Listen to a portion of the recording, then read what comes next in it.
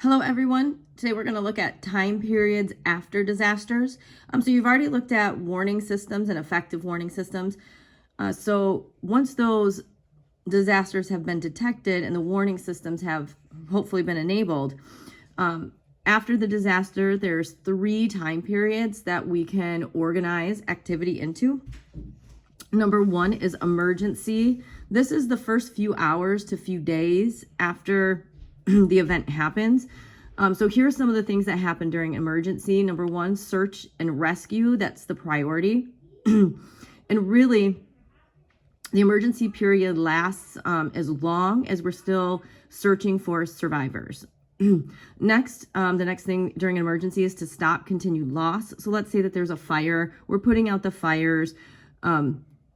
Next, we're notifying people, all right, that this is happening. So we're still in the evacuation process. All right.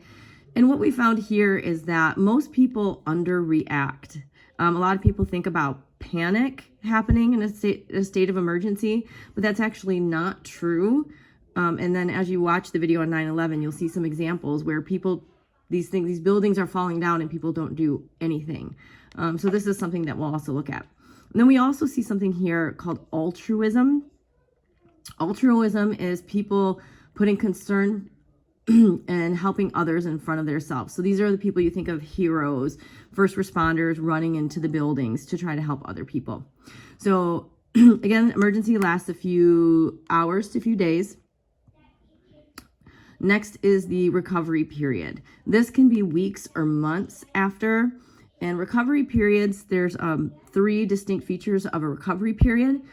Number 1, temporary shelters. This is where food, water, and medical supplies are distributed. And the key word here is temporary. These things aren't built to last or aren't supposed to. So organizations like the Red Cross or FEMA or Salvation Army, these organizations, this is when they come in to provide assistance. Next is restoring infrastructure. So infra are the things that are inside cities that make them run. So restoring water, fixing roads so people continue to drive, the sewer system. This can be very dangerous when you have leaky sewage because people can get very sick from drinking contaminated water. Electricity, these things. So the second thing in recovery is restoring infrastructure. And the last feature of the recovery stage of a disaster is cleaning up this. It's called debris. All right, I know it's DEBRIS, debris, but any broken materials is the debris. So this is the cleanup process. And the third time period after a disaster is the reconstruction. Now this can happen years afterwards.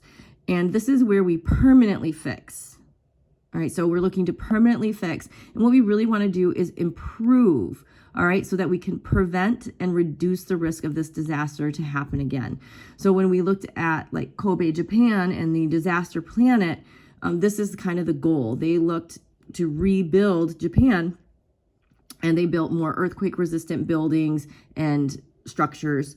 Obviously they had the money to do that. Some places don't. So like, for example, recovery, so that the Haiti earthquake, they're still, 15 years later, they're still in this recovery in the temporary shelters because they don't have the money to rebuild.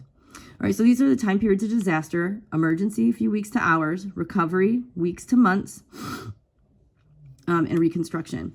So for this assignment for 9/11, we're going to use this as an example to identify some of the features of the time periods of disaster.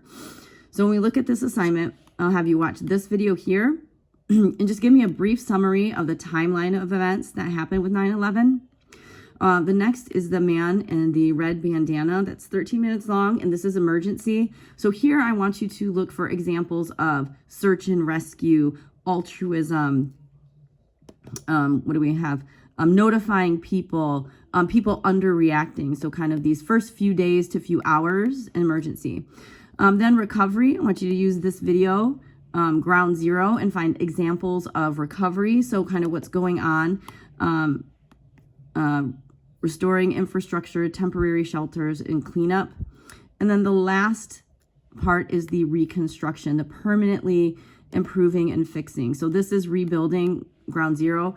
So watching that video and explaining how that's an example of reconstruction. And then this is just a time-lapse video of the World Trade One with it finished, which is really interesting.